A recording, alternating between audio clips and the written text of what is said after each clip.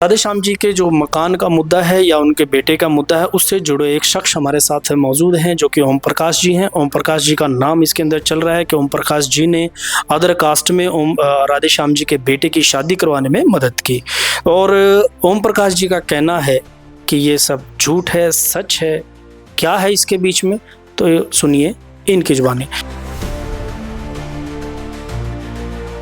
तो ओम प्रकाश जी नमस्कार। नमस्कार जी। तो सर, ये आप क्यों ऐसा काम कर रहे हो कि आप राधे श्याम जी के घर को खाली करवा रहे हो, या उनके बेटे को आपने अदर समाज की लड़की से शादी करने के लिए आपने मंजूरी दी, और आपने अपने मामा लगते हैं आपके, मामा है, तो आपने उनको मारा है, ऐसा क्यों?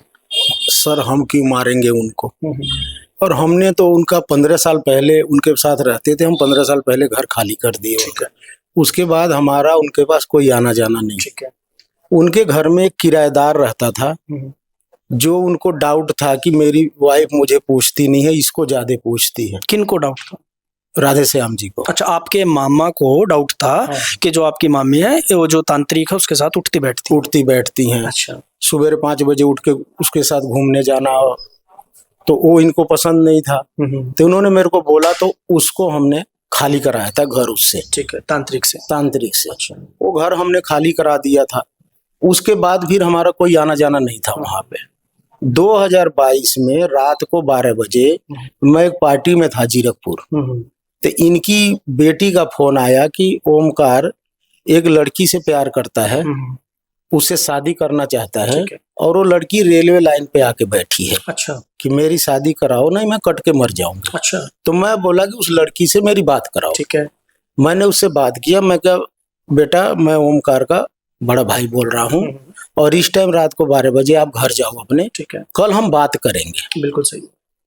उस दिन फिर उसके लड़की के माँ बाप और वो आए, तो उनको हमने बोला, देखो भाई, यहाँ के प्रधान दुबे जी हैं, आप उनके ऑफिस में जाओ।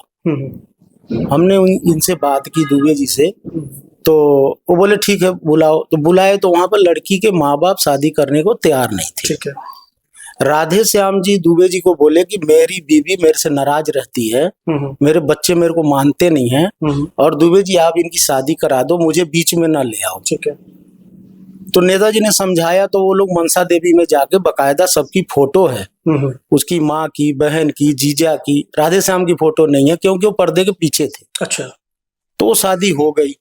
शादी होने के बाद अब वो उनकी तीनों बहनें उसी घर में रहती थी जीजा के साथ। ओमकार की तीनों बहनें अपने घर वालों के साथ उसी घर में रहती थी। ठीक है। जब वो शादी करके आया, तो उसको 4थी मंजिल पे इन्होंने कमरा दिया।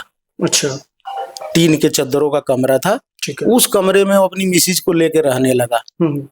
कुछ दिन बाद कोई वाद विवाद इनका आपस में हुआ घर में, तो उनकी बेटी और दामाद और बीवी ने मिलकर राधे श्याम जी को एक दिन मारा।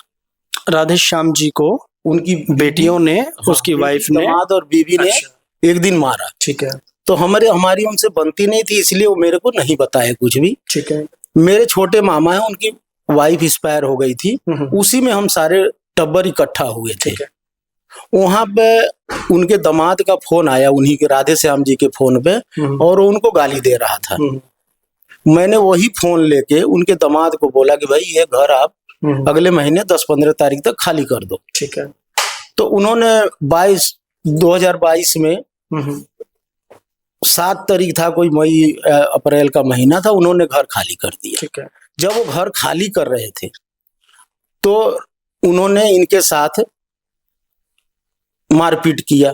तो राधे श्याम जी का फोन आया मेरे पास कि मेरी बेटी दामाद मेरा घर खाली कर रहे हैं, लेकिन मेरे साथ झगड़ा कर रहे हैं। मैं उस समय मलोया था। ठीक है। तो नेताजी ने बोला कि आप जाके जरा देख लेना। तो मैं गया तो उस घर में 3री-4थी मंजिल तक जो राधे श्याम ने कमाया था, उन लड़कियों ने एक सुई का नोक भी नहीं छोड़ा, टूटा झाड़ू तक उठा के ले गई। ठीक है। ओमकार के लिए, उसकी वाइफ के लिए उन लोगों ने कुछ नहीं छोड़ा। ठीक है। राधे श्याम रोते रहे कि हमारा सब कुछ उठा ले गई, और ओमकार की माँ भी अपने बेटी दामाद के साथ चली गई। लेकिन सर, राधे श्याम जी तो ये कहते हैं कि ओम प्रकाश जी जो आप हो, उन्होंने मुझे मारा है और मुझे मारने की धमकी दी है। तो ये क्यों इतना मतलब किया जा रहा है? क्योंकि आपका फैमिली मैटर है सर। सर ऐसा है, उनकी बेटी, जो बड़ी बेटी है ना, उसने लव मैरिज किया है। अच्छा। 10 साल हो गया, उसको कोई बच्चे नहीं है अभी। उसका जो घर वाला है झोला छाप डॉक्टर है, हिमौली पिंड में डॉक्टरी करता है। अच्छा। वो दोनों, अब देखिए ना क्या हुआ इसमें। राधे श्याम जी के पास जो पैसा था, जो वो दिहाड़ी लगाए, मकान 4 मंजिला है, नीचे 1 मंजिल में ओमकार रहता है, 3 मंजिल मकान का किराया। जो गांव में उनके पिताजी की खेत बाड़ी जमीन जायदाद थी, वो सारा बेचकर इन्होंने हरियाणा में कहीं पे 4 मरला जगह लेके उनको घर बना दिया। ठीक है। किनको? बेटी को? बेटियों के लिए, तीनों बेटियों के लिए। अब वो तीनों बेटियां मौली पिंड से किराए का मकान छोड़ के वहां चली गई। ठीक है। अब वहां पे उनका मन नहीं लग रहा। वो अभी कल आके गाली दे रही थी 3 तारीख को, कल, कि यहाँ से जब मेरा बाप इसको निकाल रहा है तो ये निकल क्यों नहीं रहा है, भाग क्यों रहा है, और इस घर में हमने आके रहना। उनकी बेटी और दामाद आके, आप मोहल्ले में जाके पूछिए कितना गाली दे के गए। इसके बीच में सर समझने वाली बात एक ये है कि जब राधे श्याम जी ने हमें बुलाया, उन्होंने दिखाया कि जी कोर्ट के ऑर्डर हैं, मेरा मकान खाली ओमकार क्यों नहीं कर रहा है। क्या कोर्ट के ऑर्डर से बड़े हैं ओमकार जी या ओम प्रकाश जी?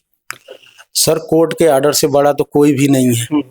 कोर्ट का जब ऑर्डर हुआ है तो वो तो मकान खाली करना चाहिए उसको, बिल्कुल करना चाहिए। लेकिन वो लड़का अभी जाए कहाँ, मकान वो ढूंढ रहा है, उसको मकान मिलेगा तो वो खाली कर देगा। हमारे देश का जो संविधान है, कानून है, इसमें चाहे दुबे जी की बात भी कर ले हम, अगर दुबे जी की प्रॉपर्टी है तो उनके बेटे की है, अगर चाहेंगे तो देंगे, नहीं चाहेंगे तो नहीं देंगे, क्योंकि ये चंडीगढ़ एडमिनिस्ट्रेशन हाउसिंग बोर्ड के द्वारा उन लोगों को ये मकान अलॉट किए गए थे जो गरीब हैं।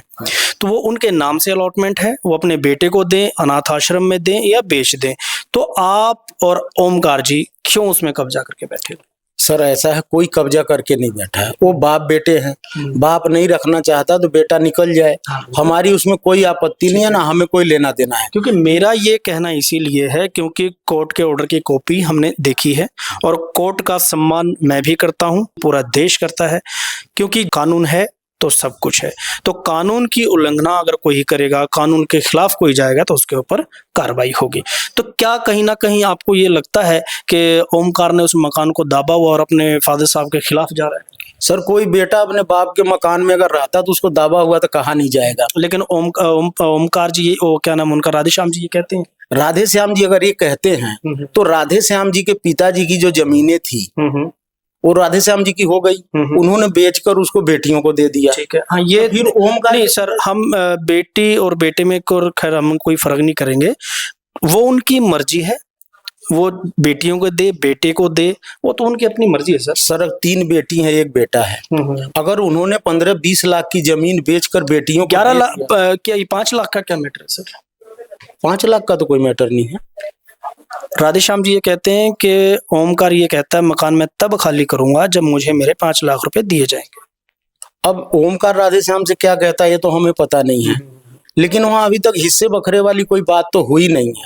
लेकिन हमें ये कन्फर्म है कि जो गांव में जमीन ओमकार के दादाजी के जमीन थी, वो राधे श्याम जी ने बेच दिया और बेच के बेटियों के लिए मकान बना दिया। तो बताइए, उसमें ओमकार का कुछ भी नहीं है। दादा की जमीन बेच दिया, बेटी को दे दिया, तो बाप का जो घर है वो भी बेटी को दे दे, तो ओमकार कहाँ जाएगा? मैं इस बात को भी क्लियर करना चाहता हूं, क्योंकि देखिए, बेटा 1 है, बेटियां 3 हैं। हालांकि हमारे देश का कानून ये कहता है बेटा और बेटी में कोई फर्क नहीं, लेकिन जब एक बेटा है तो उस बेटे का भी दादा की प्रॉपर्टी पे हक बनता है, और एक ही पोता है, और राधे श्याम जी का एक ही बेटा है। तो क्यों अपने बेटे के साथ ऐसी नाइंसाफी करी जा रही है राधे श्याम जी के द्वारा? या राधे श्याम जी ओमकार को देखकर खुश इसीलिए नहीं है, उन्होंने ऐसी समाज की लड़की से शादी की? हो सकता है राधे श्याम जी पुराने ख्यालात के व्यक्ति हैं, वो जाति को बड़ा मानते हैं, और जो शूद्र हैं या दलित हैं या ऐसी कास्ट से जो संबंधित हैं उनको वो देखना पसंद नहीं करते। कुछ ऐसा ही है सर? बिल्कुल ऐसा ही है। राधे श्याम जी अपने परिवार से नाराज थे, उनका परिवार उनको देखना नहीं चाहता था। तब राधे श्याम बोले कि दुबे जी मेरे बेटे की शादी करवा दो जिस लड़की के साथ उसका ये है, ठीक है, और मेरे को बीच में ना लाना। इनकी बीबी, बेटी, दामाद सारे जाके मनसा देवी में शादी कराए। उसमें ना दुबे जी गए ना मैं गया, हमारा तो कोई रोल ही नहीं था। नहीं, आपका तो नाम लिया जा रहा है सर बार बार कि ओम प्रकाश जी ही हैं जो हमारे घर को तोड़ रहे हैं।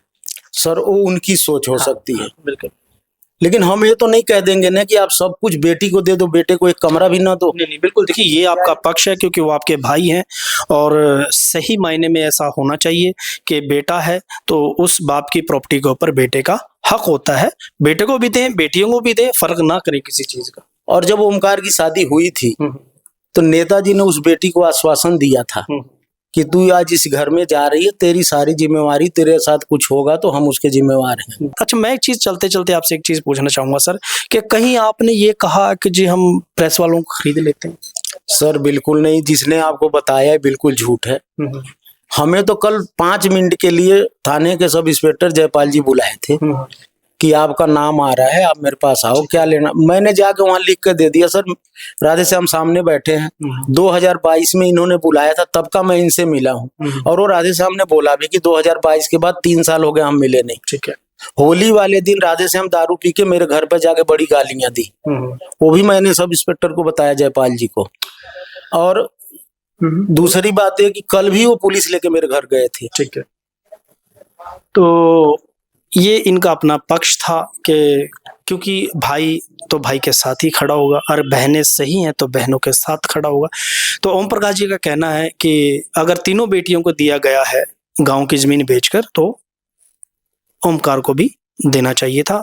एक बेटा है तो कहाँ जाएगा, वो कानून ने डिसाइड करना है, प्रशासन डिसाइड करेगा और इस देश का कानून किसी के साथ गलत ना करेगा ना गलत होने देगा। मैं अजमेर सिंह, वीर भारत समाचार से नमस्कार।